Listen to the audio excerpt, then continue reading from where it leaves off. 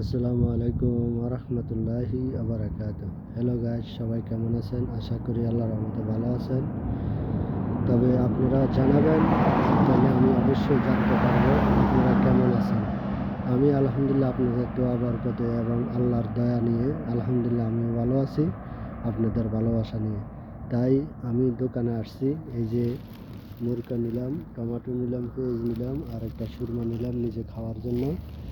তাই দোকান থেকে এখন রুমে যাইতেছি। তাই এর ফাঁকে আপনাদেরকে উপহার দেওয়ার জন্য একটা 3 মিনিট প্লাস একটা ভিডিও বানানোর জন্য এখানে দাঁড়িয়ে গেলাম। তাই সকলের কাছে কৃতজ্ঞ আমি, যে আসলে যারা আমার ভিডিও দেখবেন সকলের কাছে আমার বিনোদন বিশেষ অনুরোধ রইল যে ভিডিও স্কিপ না করে দেখে সুন্দর করে একটি কমেন্ট করবেন, একটা লাইক দিবেন যদি আপনাদের ভালো লাগে। কেননা এখানে আমরা কাজ করার জন্য আসছি, যে আল্লাহর হুকুম বিধান মেনে আমরা যেন সুন্দর কাজ করে যেতে পারি, সুন্দর কথা বলতে পারি এবং ইসলামিক জ্ঞান নিয়ে যেন কথা বলতে পারে।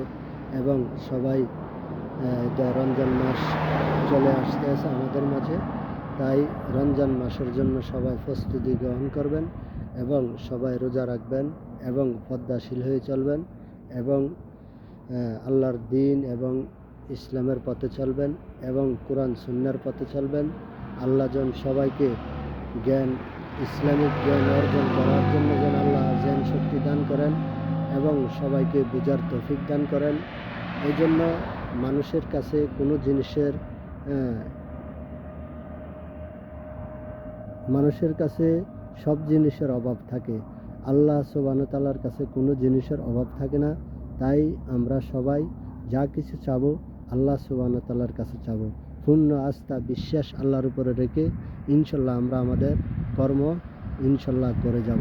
তাহলে আল্লাহ সুবহানাহু ওয়া তাআলা আমাদেরকে অবশ্যই সফলতা দান করবেন এবং আল্লাহ আমাদেরকে সামনের দিকে হায়াত দান করে এগিয়ে নিয়ে যাবেন।